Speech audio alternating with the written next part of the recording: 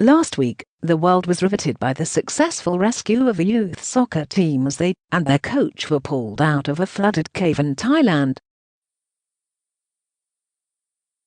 The team had been stranded on a narrow rock shelf in the dark for 2 weeks, the way out blocked by turbid stormwater.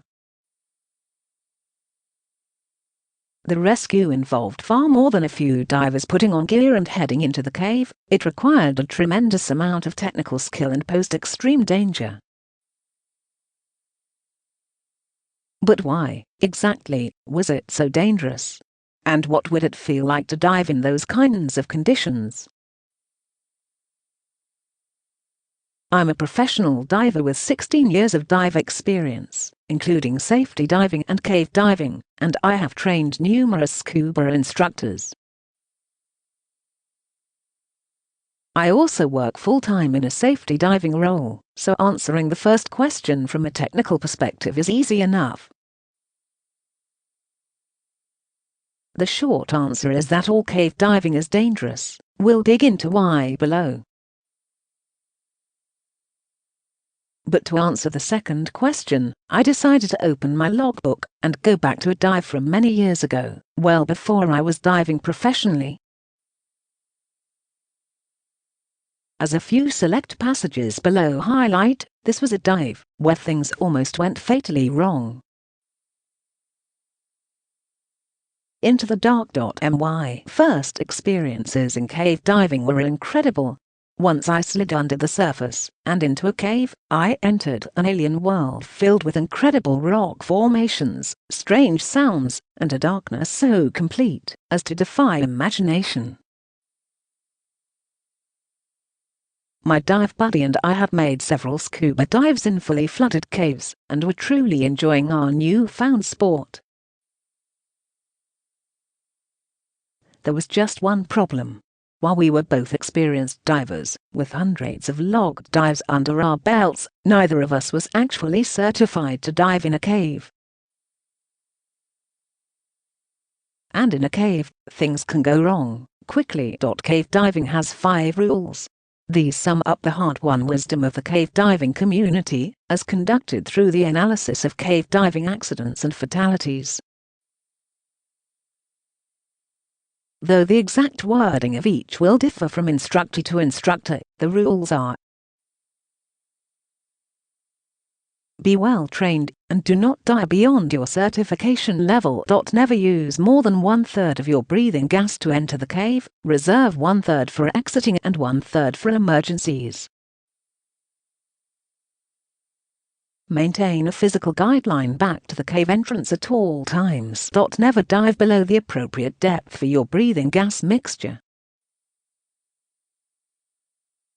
Carry at least 3 lights per person, 1 main and 2 backups. Since these rules were introduced in the late 1970s, first as only 3 rules, later expanding to 5, fatalities per number of dives have dropped among the cave diving community. Today, the largest segment of fatalities in underwater caves comes not from certified cave divers, but from divers not specifically trained by a professional cave instructor to be in that environment. The first of these rules is therefore simple, and one that I broke badly. Never dive beyond your certification level. This rule alone would have made the rescue a challenge. The boys trapped in the Thai cave had no diving, and in some cases no swimming, experience when they had to dive into the waters blocking their passage to the surface of their dark prison. Their first experience underwater in a cave was probably terrifying, with very low visibility, buffeting from high rates of water flow, strange booming and rumbling sounds from their expelled breathing gas moving across the ceiling, and the glowing orbs of their rescuers' lights. Get in line. On one dive soon after starting to cave dive, we were 100 feet, about 30 meters, into the cave, and about 100 feet underwater, well beyond where natural light penetrated in that particular cave, but not terribly far from the entrance. Suddenly, I noticed my buddy's light beginning to move erratically. I was on one side of a restriction, a part of the cave that narrows such that only one diver can fit through at a time. My buddy was on the other side. I turned around and poked my head through to see what was going on. One of the major technical challenges in the Thai cave was to get the boys through a 15-inch wide, about 38 centimeters, restriction in the cave which exited the water on an incline. The rescue divers reportedly stationed themselves in front of and behind each boy during the underwater portion of the rescue, which is standard practice in an emergency situation. Unfortunately, due to the small size of the restriction, the divers had to remove their tanks and push them ahead of or drag them behind while also tending the victim and the victim's scuba tank. This would have been extremely claustrophobic for all involved. Seriously, grab a tape measure, reel it out to 15 inches, and imagine squeezing yourself through an irregular hole about that wide at its widest point. For a while, all the boys would be able to see would be rock right in front of their faces, while feeling rock scraping along their bodies on all sides. During their time in the restriction, the rescue divers would also lose some ability to check on the victim. Breathe in, breathe out. After poking my head out of the restriction, I saw my buddy signaling that he was out of breathing gas. In that instant, the cave turned from a fun place to seek new things into a claustrophobic and confusing labyrinth. I rushed to my buddy and found that he had already switched to a tiny tank of breathing gas used for such emergencies, a so-called pony bottle. But the pony bottle too was reading low. We had forgotten to fill it before starting our dive. We spent a few moments assuring each other that everything was okay, then decided to return to the cave entrance. It was then that I noticed I was running low on air as well. Another rule of cave diving is to use only 1/3 of your entire gas supply on the way into a cave, leaving another third to exit, and the final third for handling emergencies. Unsurprisingly, this is called the rule of thirds. This approach also leaves enough gas to help a diver who has experienced an equipment failure breathe off a dive buddy's gas tanks, making it back to the cave entrance even from the furthest point in the dive. In Thailand, one of the first things needed after the soccer team was discovered was to deal with the logistics of supporting all of the dives required to effect a rescue.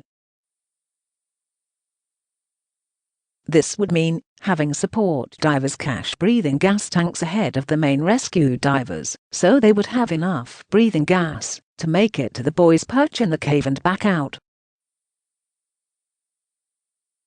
Every time a dive was completed, the support divers would have to clear the used tanks and place new ones for the next set of dives, dragging tanks in and out of the cave repeatedly.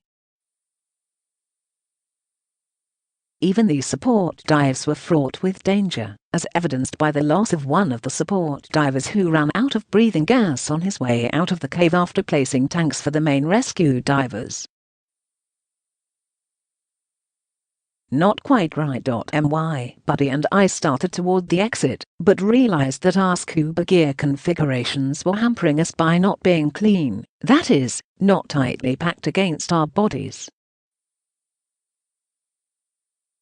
We were also using handheld flashlights, which kept half of our hands from dealing with other problems. Dealing with the configuration of our gear stole precious seconds from time we needed to get out of the cave. On top of it all, my buddy had a leak in his dry suit, a type of suit worn over dry clothing, in diving to keep the diver warm. This caused cold water to enter the suit, robbing him of body heat and adding to an already stressful situation. lights are also covered by the rules of cave diving. While the actual rule says to have at least 3 sources of light at all times, the basic principle can be extended to all cave diving gear.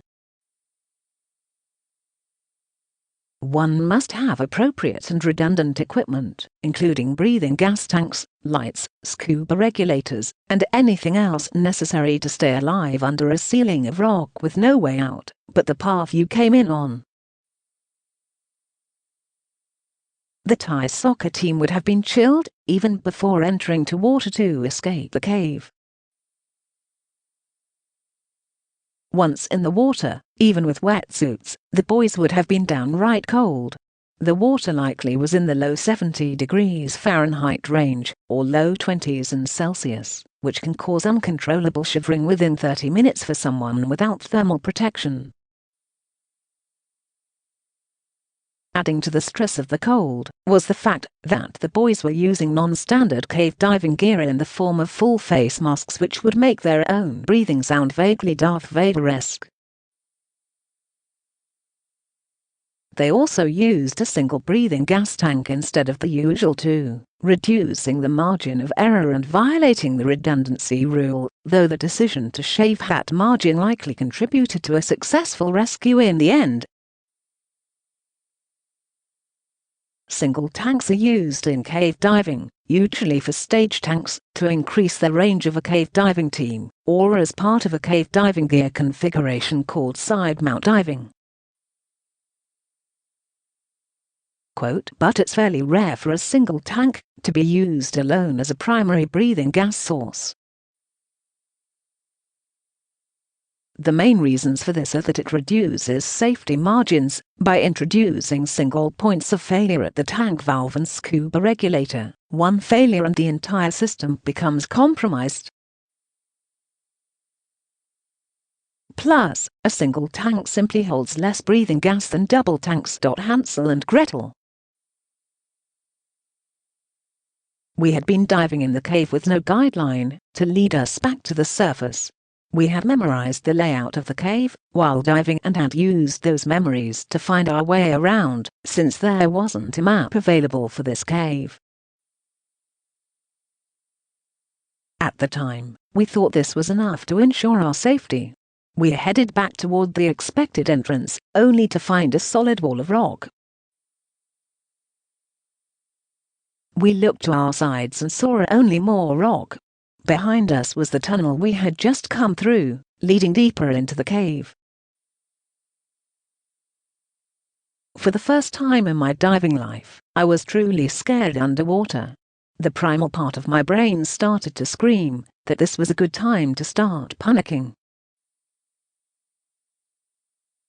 The 5 rules address my I'm lost, and I think I'm going to die in this cave situation as well. When diving in caves, it is imperative to have a continuous physical guideline that extends from where you are to a spot outside the entrance to the cave. These strings and ropes, known as cave lines, you can be permanently installed, carried by the divers, or a combination of the two. Customized markers called arrows and cookies are used to mark lines, so divers can find their way to safety using touch alone. The use of cave lines is drilled over and over again into students during cave training. The 2 British cave divers who were initially sent into the flooded sections of the Thai cave to find the boys were trailing cave line. This line would have served as a literal lifeline, not only to the divers, but also to the soccer players, after they were found. It would also allow for medical personnel and supplies to traverse the cave in murky water with very low visibility. However, if a diver were to lose the line, the situation could quickly become fatal. For the boys, this line would have been the only thing they could put their hands on to reassure themselves that they were indeed headed to the surface during the rescue. Whether from losing the line, getting water in their masks, or letting their imaginations create monsters in the murky water, panic would have been the greatest enemy to both victims and rescuers. I've dealt with panicking divers many times, and their only thought is to fight anything that they consider a threat, even if that threat is someone helping them. Many diving fatalities come about because victims cause their own death, and that of would-be rescuers, through blind panic. For the boys, who were being subjected to an alien environment with the sound of their exhaled gas booming and rumbling along the ceiling, and their rescuers only visible as flashing blobs of light, panic could easily have overwhelmed them. This explains why, as the BBC reported, the Thai government says the boys and the coach were given anti-anxiety medication to relax, but several sources have told the BBC that they were in fact heavily sedated and only semi-conscious during the journey, to ensure they would not panic. Into the light. After what felt like an eternity, we caught the very pale glow of natural light above us. However, in this cave there was also what's known as a false chimney, a place large enough for light to enter, but too small for a person to get through.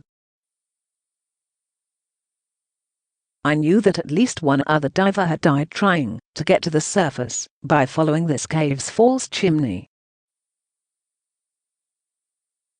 I had no idea where it was in the cave, however, or if that was what we were seeing. With both of our gas supplies running low, we headed toward the light. As we swam up, we saw that the light was stronger, but also seemed to be coming from the side, which added confusion and doubt. Suddenly we saw the most wonderful thing we could imagine: the glow of natural light through the entrance. The total time from the first out-of-air signal until surfacing was less than 10 minutes, but it felt like, and could have easily become, an eternity. The situation I was in so many years ago happened quickly, and was over in a matter of minutes. Even so, it completely changed the way I dive, and helped push me into my current career. For the boys on the soccer team, it took 5 hours to exit the cave, with at least 2 of those hours spent in the water. I cannot imagine the levels of stress imposed on both the boys and their rescuers during this time. The divers had to balance the safety embodied by the rules of cave diving with the practical necessities required by this unique operation, and I am truly amazed at the success of the rescue. It took nearly 100 divers working alongside thousands of other rescue personnel to run lines into the cave, to get tanks filled, checked, and staged at forward locations, and to make sure that all the necessary equipment was set up and ready to go for the main rescue divers. It took divers going into less than optimal conditions following that one guideline in the darkness to bring everyone out. The cave itself seemed to make a point as the rescue was ending. Right after the main rescue and soccer teams were safely out, the pumps keeping the water at bay began to fail, and the rising water level chased the support divers as they raced to remove the tanks they had painstakingly kept ready for the rescue team. Had the rescuers made any decisions other than the ones they did, the story would not have had such a successful outcome. Peterman is a scuba instructor trainer, full cave diver, and safety diver. He moved from working in IT full-time to working full-time in a safety diver role 6 years ago. He lives in Houston with his wife and daughter, and still gets the chance to fun dive and teach scuba classes outside of work from time to time.